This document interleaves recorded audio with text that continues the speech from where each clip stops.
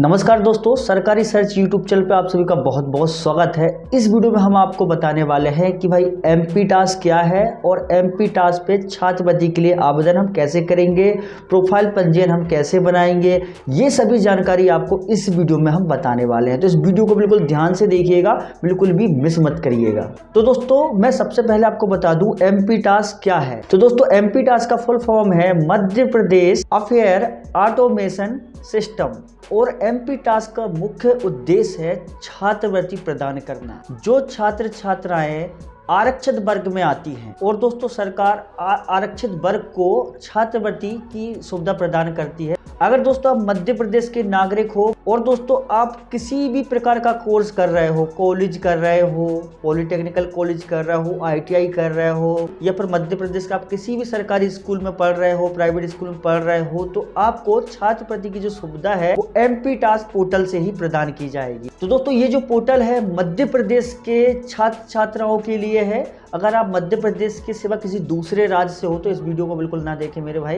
परंतु दोस्तों आप मध्य प्रदेश के छात्र छात्राएं हो तो आप इस वीडियो को जरूर से जरूर देखें। तो दोस्तों एमपी टास्क पोर्टल से 9वीं से लेकर 12वीं कक्षा तक की छात्रवृत्ति के लिए आप आवेदन कर सकते हो। इसके बाद दोस्तों जो कॉलेज वाले छात्र हैं, जो पोस्ट ग्रेजुएशन कर रहे हैं, अंडर ग्रेजुएशन कर रहे हैं, उनके लिए भी ये पोर्टल पे ही छात्रवृत्ति का आवेदन होगा। इसके बाद जो आईटीआई कर रहे हैं, पॉलिटेक्निकल कॉलेज कर रहे हैं, उनके लिए भी इसी पोर्टल पे आवेदन होगा। और दोस्तों इस पोर्टल पर एसटी, एससी, ओबीसी छात्र छात्रा इसी पोर्टल पर आवेदन कर सकते हैं। पहले दोस्तों छात्रवृत्ति के लिए दूसरे पोर्टल बनाए गए थे, परंतु दोस्तों वो सभी जो छात्रवृत्ति का जो काम है वो एमपी टास्क पोर्टल पे ही शिफ्ट कर दिया गया है। तो दोस्तों यहाँ तक आप समझ गए होंगे कि भाई एमपी टास्क क्या है, एमपी टास्क का क्या काम है। अब दोस्तों मैं आपको बता देता हूँ कि अगर आप मध्य प्रदेश के छात्र छात्राएं हों तो आपको स्कॉलरशिप या छात्रवृत्ति प्राप्त करने के लिए कौन कौन से डॉक्यूमेंट होना चाहिए। सबसे पहले आपके पास आधार कार्ड होना चाहिए, आपका जाति प्रमाण पत्र होना चाहिए, आपका समग्र आईडी होना चाहिए, आपके माता या पिता का आपको आय प्रमाण पत्र होना चाहिए, आपकी समग्र आईडी में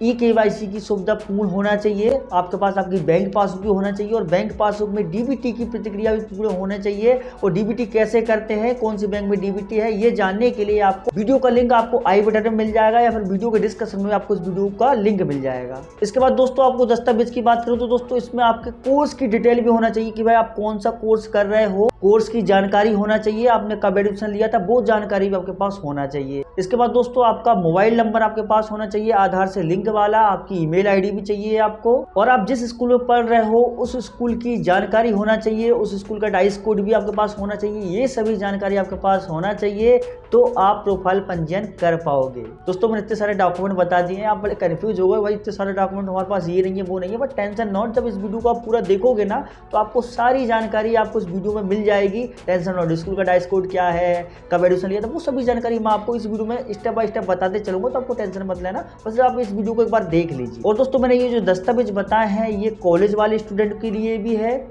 यूजी पीजी दोनों के लिए है और अदर कोर्स कर रहे हो उनके लिए भी है। देन इसके बाद ये जो डॉक्यूमेंट है वो जो 9वीं से लेकर 10वीं तक की पढ़ाई कर रहे हैं, 12वीं तक की पढ़ाई कर रहे हैं, उनके लिए भी यही दस्तावेज लगने वाले हैं। अब दोस्तों मैं आपको बताता हूं कि आपको एमपी टास्क पोर्टल पर आपका प्रोफाइल पंजीयन कैसे करना है और छात्रवृत्ति के लिए आवेदन कैसे करना है। परंतु दोस्तों वीडियो में आगे बढ़ने से पहले मैं आपको एक बात बता दूं, अगर आपने हमारे सरकारी सर्च यूट्यूब चैनल को अभी तक सब्सक्राइब नहीं किया तो सब्सक्राइब कर लीजिए, साथ में जो बेल नोटिफिकेशन आता है उसको प्रेस करके ऑल सेलेक्ट कर लीजिए, क्योंकि दोस्तों हम इस चैनल पर हमेशा सरकारी योजनाओं की सही जानकारी सबसे पहले डालते रहते हैं। और आप इस तरह की वीडियो देखना चाहते हो, देखना पसंद करते हो तो आप हमारे सरकारी सर्च यूट्यूब चैनल को सब्सक्राइब जरूर से जरूर कर लीजिए, साथ में जो बेल नोटिफिकेशन आता है उसको प्रेस करके ऑल सेलेक्ट कर लीजिए, ताकि दोस्तों आपको हमारे आने वाली अपकमिंग वीडियो का नोटिफिकेशन मिल जाए, सबसे पहले मिल जाए। तो चलिए दोस्तों मैं सबसे पहले बता देता हूं कि एमपी टास्क पोर्टल पे आपको आपका पंजीयन कैसे करना है, प्रोफाइल पंजीयन कैसे करना है। देन इसके बाद आपको बताऊंगा कि भाई आपको छात्रवृत्ति के लिए आवेदन कैसे करना है। परंतु सबसे पहले हम जान लेते हैं कि आपको प्रोफाइल पंजीयन कैसे करना है। तो दोस्तों सबसे पहले आपको आपके मोबाइल या डेस्कटॉप ब्राउजर से आपको गूगल पर सर्च करना है एमपी टास्क। तो इस तरह से कुछ travel.mp.gov.in करके वेबसाइट आपको खोलना है। इस तरह से कुछ आपके सामने इंटरफेस आएगा। यहाँ पे आपको यूज़र आईडी और पासवर्ड डाल के लॉगिन करने को बोल रहा है। और आप पहली बार छात्रवृत्ति के लिए आवेदन कर रहे हो तो यहाँ पे आपको नया हितग्राही प्रोफाइल पंजीकरण, तो इस पर आपको क्लिक करना है। और यहाँ पे आपको आपकी सारी जानकारी डालनी है। आपका आधार के अनुसार नाम डालना है, आपकी जन्म तिथि डालनी है, आधार कार्ड के अनुसार आपके पिता का नाम डालना है और यहाँ आपको महिला या पुरुष सिलेक्ट करना है, तो आप आपके अनुसार सेलेक्ट कर लीजिए, आप जो भी हो। इसके बाद मध्य प्रदेश में मूल निवास का पता, मतलब आप मध्य प्रदेश में जहाँ पर रहते हो वो पता आपको यहाँ पे डालना है, आपके आधार कार्ड में से देखकर डालना है। मकान नंबर, वार्ड नंबर या विलेज जो भी कुछ है। अन्य जानकारी में आपको आपका मोबाइल नंबर डालना है, आपकी वैवाहिक स्थिति डालनी है। अगर आप कॉलेज के छात्र हो तो कई बार क्या हो जाती है, जो लड़कियां शादी के बाद भी पढ़ती हैं तो उनके लिए वैवाहिक स्थिति सिलेक्ट करना अनिवार्य है। मोबाइल नंबर, ईमेल आईडी और जीवन साथी का नाम, मतलब जीवन साथी का नाम उस कंडीशन में लिखाया जाएगा जब आप यहाँ पे मैरिटल स्टेटस मतलब वैवाहिक स्थिति में करते हो कि हाँ हम शादीशुदा है तो। इसके बाद जाति प्रमाण पत्र की जानकारी डालनी है, आपके जाति प्रमाण पत्र का नंबर और जारी दिनांक, ठीक है, ये आपको यहाँ पे डालना है। क्या आप दिव्यांग कैटेगरी से हो तो आप हो तो आप यहाँ सेलेक्ट कर दीजिए।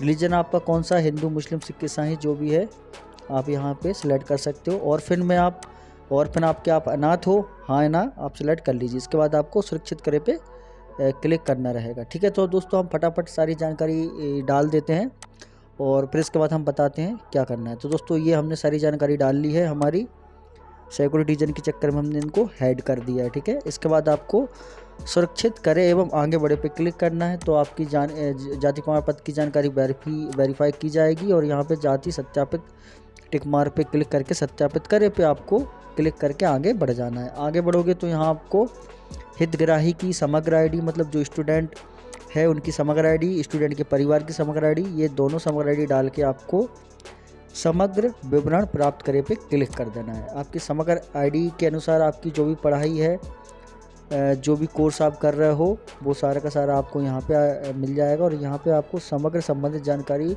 सत्यापित करे पे क्लिक करके आगे बढ़ जाना है। इसके बाद दोस्तों आय की जानकारी, जो स्टूडेंट है उनकी आय की जानकारी कि भाई आपके नाम पे कोई भूमि वगैरह है या कुछ क्या करते हो आप। कुछ स्टूडेंट पढ़ते भी हैं और काम भी करते हैं, उस कंडीशन में ये जानकारी भरी जा सकती है। अगर आप नॉर्मली 9वीं से लेकर 12वीं तक के स्टूडेंट हो तो यहाँ पर मेरा व्यवसाय में आप स्टूडेंट लिख सकते हैं कि हम स्टूडेंट है, कुछ नहीं करते हैं, है ना। और वार्षिक आय स्टूडेंट से कोई आय तो होती नहीं है तो नीचे बढ़ जाना है। और यहाँ पर मेरे परिवार के कुल सदस्यों की आय, तो यहाँ पर दोस्तों आपके परिवारों की आय सेलेक्ट कर देनी है कि भाई आप 1 लाख के अंदर है, आप यहाँ पे इस तरह से सिलेक्ट कर सकते हो, ज़्यादा है तो आप ज़्यादा कर सकते हो। उसके बाद स्थान में आपको आप जहाँ से फार्म भर रहे हो वो एरिया लिख देना है, वो जगह लिख देनी है, सिटी गांव का नाम लिख देना है और आगे बढ़े पे या जमा करे पे आपको क्लिक करना है। इसके बाद दोस्तों आपका आय इस तरह से जनरेट हो जाएगा एमपी टास्क की तरफ से। इसका आप प्रिंट आउट भी ले सकते हो, बाई चांस अगर इसकी कभी ज़रूरत पड़े आपको तो इसका प्रिंट आउट भी लेके रख सकते हो। अन्यथा आप यहाँ पे सुरक्षित करें और आगे बढ़े पे क्लिक कर दीजिए। इसके बाद दोस्तों आपको स्थायी निवासी प्रमाण पत्र के लिए बोला जाएगा, तो आप इस तरह से आपको जानकारी भरनी है और यहाँ पे बस कुछ नहीं भरना, बस यहाँ पे मैं मध्य प्रदेश का मूल निवासी हूँ ये भरना है और स्थान में आपको वही आप जहाँ जिस एरिया से फार्म भर रहे हो वो एरिया का नाम आपको एंटर कर देना है, ठीक है। और इसके बाद आपको जमा करे पे आपको क्लिक कर देना है, ठीक है। जमा करे पे हम क्लिक करते हैं। इसके बाद दोस्तों आपका आय प्रमाण पत्र मूल निवासी प्रमाण पत्र इस तरह से एमपी टास्क की तरफ से जनरेट कर दिया जाएगा। इसका प्रिंट आउट भी ले सकते हो, तो आप प्रिंट आउट लेके इसको रख लीजिए, नहीं तो कोई दिक्कत नहीं है, इसकी ज़रूरत वैसे पड़ती नहीं है, ठीक है। अगर आप 18 साल से कम हो तो आपका यही आय मूल निवासी चलेगा। इसके बाद दोस्तों आगे बढ़ोगे तो आपको व्यक्तिगत जानकारी, मतलब जो भी आपने जो फार्म भरा है जो जानकारी है वो सारी जानकारी आपको वेरीफाई करने के लिए बोला जाएगा। नीचे इसके बाद यूज़र लॉगिन पासवर्ड, तो दोस्तों आपको दोनों में पासवर्ड एंटर कर देना है, एक स्ट्रॉन्ग पासवर्ड बना लेना है लॉगिन करने के लिए और आपको सबमिट करे पे आपको क्लिक कर देना है, ठीक है। जैसे आप क्लिक करोगे तो आपका जो यूज़र आईडी है वो आपके सामने इस तरह से आ जाएगा और नीचे आपको लॉगिन करने का बोला जाएगा। तो दोस्तों आप ये यूज़र आईडी को आप नोट कर लीजिए या आप इसको लिख लीजिए, ठीक है, या इसका प्रिंट आउट भी ले सकते हैं और आपको जो लॉगिन करे पे क्लिक कर देना है। यहाँ दोस्तों आपका यूज़र आईडी डालना है और जो पासवर्ड बनाया था वो डालना है और यहाँ पे जो कैप्चा है इसको फिल करके आपको लॉगिन पे क्लिक करना है। तो दोस्तों हम फटाक से अपनी जानकारी यहाँ पे भर देते हैं और लॉगिन करे पे हम क्लिक कर देते हैं, ठीक है। तो दोस्तों आपको फर्स्ट टाइम अगर आप लॉगिन कर रहे हो तो आपको ई KYC करने के लिए बोला जाएगा एमपी टास्क पे, दोस्तों ई KYC की प्रोसेस बड़ी सिंपल है, आप बायोमेट्रिक और OTP की मदद से कर सकते हो। तो दोस्तों आपको क्या करना है, सबसे पहले आपको आधार नंबर आपको दर्ज कर देना। जो स्टूडेंट है जिनका आपने MP टास्क प्रोफाइल बनाया है उनका आधार कार्ड नंबर यहाँ पे आपको दर्ज कर देना है। हम फटाक से दर्ज कर देते हैं। दर्ज करने के बाद जो कैप्चा है उसको फिल करना और यहाँ पे कंसेंट मार्क पे देख के 1 टाइम OTP पे आपको क्लिक कर देना है। ठीक है, आपके आधार रजिस्टर्ड नंबर पे अब यहाँ पे OTP जाएगा। अगर आपके आधार नंबर में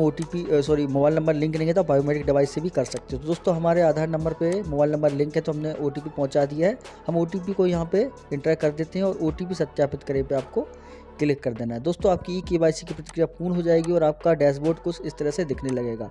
आपको यहाँ पे माई प्रोफाइल में जाना है और प्रिंट प्रोफाइल डिटेल। तो दोस्तों आपका जो MP टास्क का पंजीयन प्रोफाइल है इसका आपको एक प्रिंट आउट ले लेना है, इसको स्कूल कॉलेज में जमा करना रहेगा। तो दोस्तों इस तरह से कुछ आपका पंजीयन प्रोफाइल रहेगा, इसको आपको डाउनलोड करके रख लेना है और इसका प्रिंट आउट भी आपको इस तरह से ले लेना है। तो दोस्तों इस तरह से होता है आपका MP टास्क पर प्रोफाइल पंजीयन। तो दोस्तों आई होप आप समझ गए होंगे। तो दोस्तों यहाँ तक आपने आपके प्रोफाइल का पंजीयन कर लिया होगा और आपके प्रोफाइल पंजीयन का आपने प्रिंट आउट भी निकाल लिया होगा। इसको आपके स्कूल में जमा करना है, आपको आपके कॉलेज में जमा करना है। अब इसके बाद मैं आपको बता देता हूँ कि आपको छात्रवृत्ति के लिए ऑनलाइन आवेदन कैसे करना है इसी पोर्टल से, मतलब MP टास्क पोर्टल से। और दोस्तों आप कॉलेज में हो, UG PG कर रहे हो तो भी इसी पोर्टल से होगा और अब अन्य किसी प्रकार की ITI वगैरह भी कर रहे हो तो भी इसी पोर्टल से होगा। तो दोस्तों जब आप आपका MP टास्क का रजिस्ट्रेशन कंप्लीट कर लेते हो तो दोस्तों यहाँ पे आपको देखो एक तो PMC और अप्लाई क्लास 9, 11, 12, 10 है ना, इस तरह का ऑप्शन आपको दिख जाते हैं यहाँ पे। तो दोस्तों ये वो लोगों के लिए है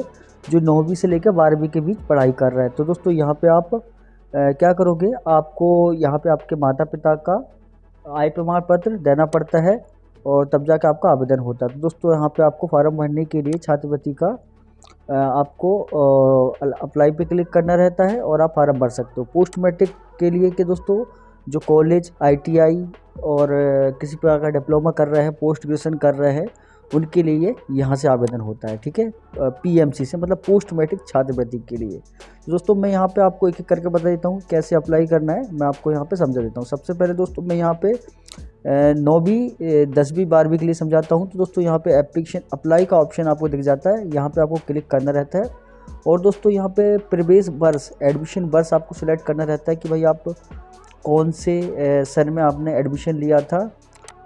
तो यहाँ पे दोस्तों देखो 22-23 का ऑप्शन आ रहा है और यहाँ दोस्तों आपको कक्षा सिलेक्ट करनी रहती है, कौन सी कक्षा आप पढ़ रहे हो। तो दोस्तों आप 9वीं, 10वीं, 11वीं, 12वीं आप कुछ भी सिलेक्ट कर सकते हो जो जिस भी क्लास में आप पढ़ रहे हो। ठीक है, इसके बाद स्ट्रीम में आपको दोस्तों आपका कोर्स सिलेक्ट करना रहता है कि आपका कौन सा कोर्स है। यहाँ पे 2 कोर्स दिए हैं, साइंस और अदर। तो दोस्तों अगर आपका साइंस के सिवा दूसरा कोर्स है तो आप यहाँ से सिलेक्ट कर सकते हो, अदर सिलेक्ट कर सकते हो। ठीक है, तो दोस्तों अभी तो इसके फार्म नहीं भरा रहे हैं, जब भराते हैं तब आप कॉलेज से आपको सूचना मिल जाएगी। इसके बाद दोस्तों पोस्ट मैट्रिक छात्रवृत्ति में भी ऐसा ही है, यहाँ पे आपको PMC पे क्लिक करोगे तो यहाँ पे नीचे एप्लीकेशन अप्लाई का ऑप्शन मिल जाता है, इस पर आप क्लिक करोगे तो दोस्तों यहाँ पे आपको सबसे पहले यहाँ पे ध्यान देने वाली बात आपको बताई गई रेड अक्षरों में, इनको आपको पढ़ लेना है। ठीक है, ये दिशा निर्देश टाइप के हैं, इनको आपको पढ़ लेना है। ठीक है, इसके बाद दोस्तों नीचे दोस्तों एडमिशन वर्ष, मतलब आपने कॉलेज में ITI में कब एडमिशन लिया है, आप नए हो या रिन्यूअल कर रहे हो, कौन सा ईयर है आपका, फर्स्ट ईयर, सेकंड ईयर, ये सब आपको क्लिक करके यहाँ पे गो अप्लाई पे क्लिक करके आप फार्म भर सकते हो। दोस्तों इसकी भी एक डेट रहती है कि भाई उस डेट के बीच की आपको फार्म भरना रहेगा, तो इसकी जानकारी आपको आपके स्कूल कॉलेज से मिल जाएगी। तो दोस्तों इस तरह से आप सिंपल से आप फार्म अप्लाई कर सकते हो। बाकी अगर किसी प्रकार की असुविधा आ रही है आपको तो आप कमेंट्स करके हमसे पूछ सकते हैं। तो दोस्तों उम्मीद करता हूँ आपको इस वीडियो में बताई गई जानकारी समझ में आई होगी, हेल्पफुल रही होगी। अगर हेल्पफुल रही, समझ में आई तो प्लीज़ आपसे रिक्वेस्ट है आप हमारे सरकारी सर्च यूट्यूब चैनल को सब्सक्राइब कर दीजिए, साथ में जो बेल नोटिफिकेशन रहता है उसको भी प्रेस करके ऑल सेलेक्ट कर लीजिए, क्योंकि दोस्तों हम इस चैनल पर हमेशा सरकारी योजनाओं की सही जानकारी सबसे पहले डालते रहते हैं। और आप इस तरह की वीडियोज़ को देखना पसंद करते हो तो प्लीज़ सब्सक्राइब दिस चैनल। और दोस्तों आपके मन में MP टास्क पोर्टल से जुड़ा कोई भी सवाल, क्वेश्चन, डाउट चल रहा है तो आप हमें इस वीडियो के नीचे कमेंट्स करके पूछ सकते हैं। और ये रहा हमारा social media account, social media पे भी हमसे कांटेक्ट कर लीजिए, वहाँ पे भी हमें फॉलो कर लीजिए। वहाँ पे भी हम आपको सरकारी योजनाओं की जानकारी प्रदान करते रहते हैं। और दोस्तों आपके मन में किसी प्रकार का डाउट क्वेश्चन है और जो पर्सनली आप हमसे पूछना चाहते हो तो आप हमें सोशल मीडिया पे भी कांटेक्ट कर सकते हैं। तो चलिए दोस्तों, इस वीडियो को करते हैं हम यहीं पर समाप्त। मिलते हैं नेक्स्ट किसी इसी तरह की इंटरेस्टिंग वीडियो के साथ। तब तक के लिए बाय दोस्तों, जय हिंद।